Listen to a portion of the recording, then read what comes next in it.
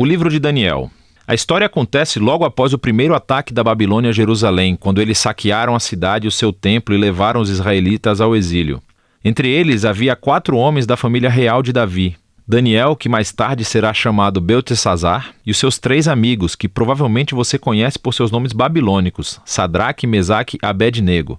Esse livro fala das suas lutas para manter a esperança na terra dos seus conquistadores. Inicialmente, o conceito do livro parece bastante simples. Os capítulos de 1 a 6 contêm as histórias sobre Daniel e seus amigos na Babilônia, enquanto os capítulos de 7 a 12 contêm as visões de Daniel sobre o futuro. Mas essa estrutura em 2 partes torna-se ainda mais interessante através de outro aspecto do conceito, que é a linguagem do livro.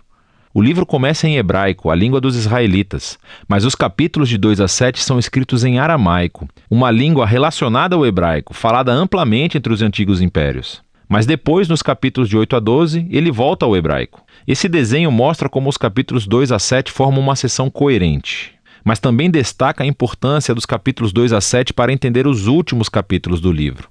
Vamos nos aprofundar. O capítulo 1 apresenta a tensão básica da primeira metade do livro. Daniel e os seus amigos, muito sábios e competentes, são recrutados para servir no palácio do rei da Babilônia. Mas eles são pressionados a abandonar a sua identidade judaica, vivendo e comendo como babilônios e violando as leis alimentares judaicas encontradas na Torá. Porém, eles recusam a pressão e escolhem a fidelidade à Torá, e isso os coloca em perigo. Mas Deus os liberta e eles acabam sendo exaltados pelo rei da Babilônia. Depois disso começa a seção aramaica, que você verá com um conceito simétrico muito legal. Então, o primeiro rei da Babilônia tem um sonho que só Daniel é capaz de interpretar. É sobre uma enorme estátua feita de 4 tipos de metal, e simboliza uma sequência de reinos, e a cabeça é a Babilônia. Mas uma pedra enorme vem voando e estilhaça a estátua, e ela se torna em uma enorme montanha. Esse sonho é a primeira de muitas visões simbólicas no livro, e apresenta a história básica entre todas elas.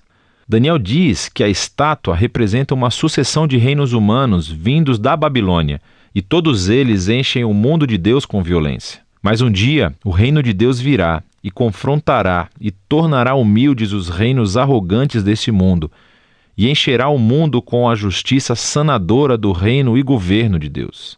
Depois disso, o capítulo 3 conta a famosa história dos 3 amigos de Daniel que se recusam a se curvar e adorar uma estátua enorme de ídolos, que, como a estátua no capítulo 2, representa o rei e o seu poder imperial. E assim os amigos são perseguidos e jogados em uma fornalha ardente. Mas Deus os livra da morte e eles são exaltados pelo rei, que agora reconhece seu Deus como o verdadeiro. Depois disso, há um par de histórias sobre 2 reis babilônicos, o pai, Nabucodonosor, e o seu filho Belsazar.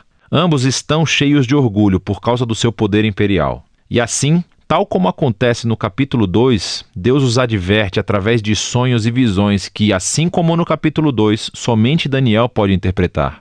Ele diz que ambos os reis devem ser humildes perante Deus e ambos os reis resistem arrogantemente. Então Nabucodonosor fica louco. Ele se torna como uma besta no campo, mas ele se humilha perante Deus e a sua humanidade retorna. Ele é restaurado como rei. Isso é em comparação com seu filho Belsazar, que não se humilha perante Deus e é assassinado naquela mesma noite. Agora, essas 2 histórias retiram essa imagem dos capítulos 1 e 2 de Gênesis e de Salmos 8, onde os humanos são representados como a imagem real de Deus. Ele lhes deu autoridade para governar as bestas do campo e os pássaros do ar em nome de Deus, que é o verdadeiro rei do mundo. Mas, quando os reinos humanos esquecem isso, quando eles se rebelam e tornam a si mesmos e o seu poder em um Deus, eles tornam-se menos que humanos, como bestas violentas que enfrentarão a justiça de Deus. O que nos leva ao capítulo 6, o par do capítulo 3. E dessa vez é Daniel quem está sendo perseguido, porque se recusa a orar e adorar o rei como um Deus. E assim como os amigos, ele é condenado à morte e jogado na toca de um leão. Mas Deus o livra das feras. E tal como aconteceu com seus amigos, o rei exalta Daniel e louva o seu Deus, o que nos leva ao capítulo 7. É o par do capítulo 2 e o centro do livro, onde todos os temas se juntam. É outro sonho, mas dessa vez é de Daniel e, ironicamente, ele não consegue entender o sonho até que um mensageiro angelical explique. Ele vê uma série de 4 bestas, uma como um leão, depois como um urso, depois uma como um leopardo alado. Cada um deles simboliza um reino arrogante. E por último, há uma super besta que é identificada com um império realmente maligno e que tem muitos chifres, um símbolo comum dos reis do Antigo Testamento. E há um chifre específico que é uma imagem de um rei arrogante que se exalta acima de Deus e persegue o povo de Deus. Elas são simbolizadas por uma figura chamada Filho do Homem, que é uma imagem tanto para o povo da aliança de Deus como também para seu rei da linhagem de Davi.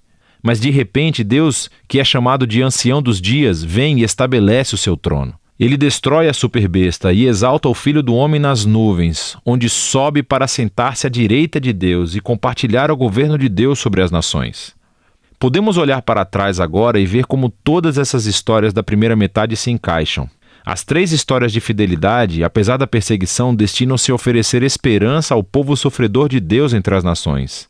Mas eles sofrem porque os reinos humanos se rebelaram contra Deus e se tornaram bestas. E assim, essas visões encorajam a paciência para que o povo de Deus espere que ele traga o seu reino e domine o nosso mundo e vindique o seu povo sofredor. Mas isso levanta a questão sobre quando Deus fará isso. E é isso que essas 3 visões finais exploram. No capítulo 8, Daniel tem outra visão sobre as 2 últimas bestas do capítulo 7. Mas dessa vez, elas são simbolizadas por um bode, que, nos é dito, é a imagem do império dos medos e persas, e depois por uma cabra, que é uma imagem da Grécia Antiga. E de dentro da cabra sai um monte de chifres, um dos quais simboliza o rei maligno do capítulo 7. E nós aprendemos mais sobre ele, que ele atacará Jerusalém, e se exaltará acima de Deus e profanará o templo com ídolos. No entanto, no final ele será destruído por Deus, que exaltará o seu povo e o seu reino. Agora, no capítulo 9, Daniel está muito perplexo, especialmente sobre quando tudo isso vai acontecer. E ele então consulta o rolo do profeta Jeremias, onde Deus disse que o exílio de Israel duraria apenas 70 anos. Porém, para Daniel, os 70 anos estão quase acabando, e então ele pede a Deus que cumpra a sua promessa em breve. Mas um anjo vem e informa a ele que o pecado e a rebelião de Israel continuaram. E assim, o exílio e a opressão continuarão 7 vezes mais do que Jeremias havia previsto. Daniel está profundamente perturbado com isso e tem uma visão final. Nos é mostrada a mesma sequência de reinos. É a Pérsia, depois a Grécia e Alexandre o Grande, seguido pelos reis menores. Tudo isso conduzindo a este último rei do norte, que invadirá Jerusalém, estabelecerá ídolos no templo e se exaltará acima de Deus. Mas de repente esse rei vem à ruína. Agora, há um debate interminável sobre o que todas essas visões significam. Muitos veem uma conexão clara com as façanhas do rei assírio Antíoco nos anos 160 a.C. Ele matou muitos judeus fiéis em Jerusalém e estabeleceu ídolos no templo. Outros acham que apontam para o papel do Império Romano na execução de Jesus e na destruição de Jerusalém e do templo em 70 d.C. E outros ainda pensam que isso será realizado em eventos futuros que acontecerão quando Jesus retornar. O problema é que os símbolos e os números não combinam perfeitamente com nenhum desses pontos de vista. Mas isso abre a possibilidade de que, de alguma maneira, esses pontos de vista estejam corretos. O livro de Daniel foi criado para oferecer esperança às futuras gerações do povo de Deus. Ele cumpriu esse propósito nos dias do Império de Antíoco e tem feito desde então. É por isso que Jesus poderia usar imagens de Daniel para descrever e confrontar os líderes opressores que ele enfrentou em Jerusalém. É por isso que João, o visionário que escreveu o Apocalipse, poderia adaptar as visões de Daniel e aplicá-las a Roma dos seus dias e também a todos os futuros impérios opressivos. E assim, o objetivo de Daniel é que todas as gerações de leitores possam encontrar aqui um padrão e uma promessa.